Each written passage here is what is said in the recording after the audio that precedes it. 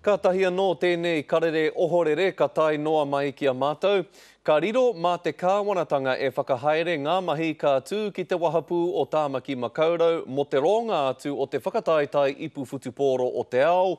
Whai muri iho i te pōkikitanga i pakaru noa mai i reira i te rāwiki. Hei tā te minita i te ipu whutupōro o te ao a Murray McCully, nā tētahi ture motuhake mo te whakataetai ipu whutupōro o te ao i whakatūri ai i te rātau, e tai ai e rātau te mahi pēnei. Nā reira kei te kāwanatanga te mana whakahaere i ngā mahi ka mahia ki te wahapū i Naianei, kāore i te kaunihera o Tāmaki Makaurau. Nā, ki te nuinga o tātou i nā te whakahihi i te kitenga atu o ngā waka taua, e tere ka ripiripi mai ana i te wai mā reparepa o te Waitemata, hei whakanui i te tīmatanga o te ipu whutupōro o te ao.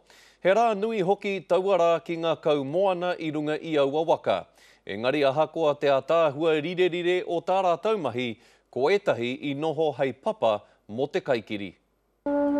E kore he tirohanga whakamiharora wātu i tēnei ki te kitei nā waka e hoi ana i runga i te wai marino o te Waitemata. Engari i wainganui te marea e mātakitaki nei tēnei ahurea mahi tahi whakahirahira, he tai nanakia. Alcohol and tikanga doesn't go. And I feel now that that should have been a non-alcoholic opening ceremony and that the focus should have been on New Zealand. I te mātatoru o te tangata, ka horo i taia e nā kai ārai te manaaki i a rātau, ka wehewehe. The women who were the last of her groups were then set upon by intoxicated people, and hence there was a lot of punching, kicking, pushing, and bottles being thrown. I feel sorry for both sides because the real breakdown was, one was alcohol and intoxication, and also two, the route we were directed on. Ko etahi o nā kaihoi wāhine i tūkinohia, ko te hohipera o Tāmaki te mutunga mai. 6 of them went into hospital, some observations, and 3 of them were treated on site. There was, the extent of that went from broken ribs, and lots of bruising,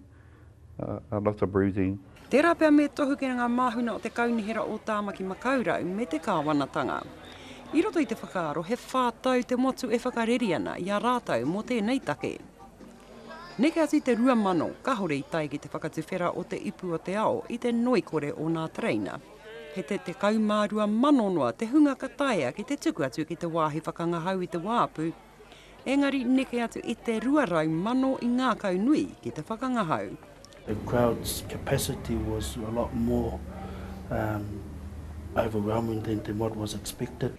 Kei te whakatika te minita Māori ki te whai whakamāramatana mai te minita take ipu whutupōro, me te koro matua o Tāmaki Makaurau mō tētahi whakamahuki.